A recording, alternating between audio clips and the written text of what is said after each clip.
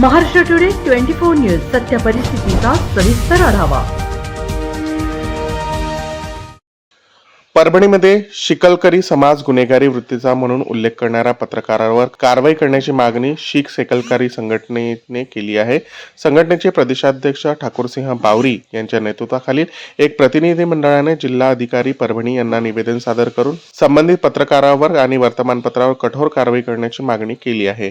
निवेदन देताना ठाकूरसिंह बावरी यांनी पत्रकारांशी बोलताना म्हटले की पत्रकार लोकशाहीचा चौथा स्तंभ आहे। त्यांनी कोणत्याही जाती किंवा धर्माबद्दल टीका करणे किंवा समाजात तेढ निर्माण करण्याचा बातम्या देणे उचित नाही।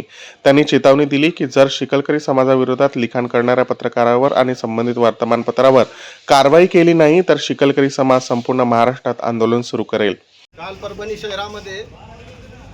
शहरामध्ये विविध फायनान्स कंपन्या आहेत की जे motorcycle, two wheeler, four wheeler यांना कर्ज देत असतात आणि त्यांनी कर्ज वसुली करण्यासाठी काही मुलांना, काही लोकांना त्याची नियुक्ती केलेली आहे। त्यामध्ये आमच्या शिकलकरी समाजाचे सुशिक्षित बेकार काही मुलं वसुली करत असतात। याच प्रकारे परभणी शहरामध्ये आमचे मुलं त्या कंपनीची वसुली करण्यासाठी मोटरसायकल धारकाकडे गेले असता त्या मोटरसायकलवाल्याला विचारणा करून ते पैसे वसुली करत होते।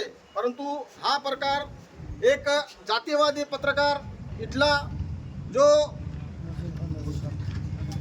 विश्वमित्र, दैनिक विश्वमित्र हा जो वृत्तपत्र आहे याचे ते जिल्हा प्रतिनिधी आहेत। त्यांनी जातीय दिवस प्रसविण्यासाठी त्यांच्या वृत्तपत्रामध्ये त्यांनी लिहिलं की शिकलकरी समाजाचे गुन्हेगार प्रवृत्तीचे लोक, गुंड मुलं या मोटरसायकल धारकांना ते अडवून त्यांना पैशाची मागणी करतात, त्यांची गाडी जबरदस्तीने ते हिसकावून नेतात। या प्रकारे त्यांनी नुसतं त्या सुशिक्षित बेकार जे मुलं आहेत त्यांचाच अपमान केला नसून पूर्ण समाजाचा, जो आम्ही शिकलकरी समाजाचे आम्ही शिकलकरी समाजाचे आम्हाला अभिमान आहे, परंतु आमच्या समाजाला गुन्हेगार ठरविण्याचा कोणत्या वर्तमानपत्राला किंवा जिल्हा प्रतिनिधीला अधिकार नाही आणि तो अधिकार कायद्याने दिलेला नाही।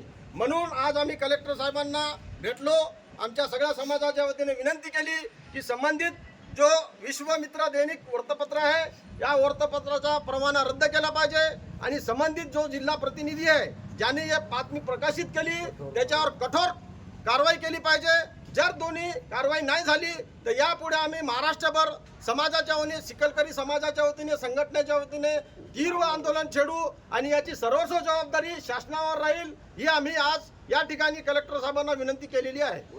महाराष्ट्र टुडे मराठीसाठी प्रतिनिधी विशाल Gaikwad, Parbhani. Maharashtra Today 24 News. Subscribe now.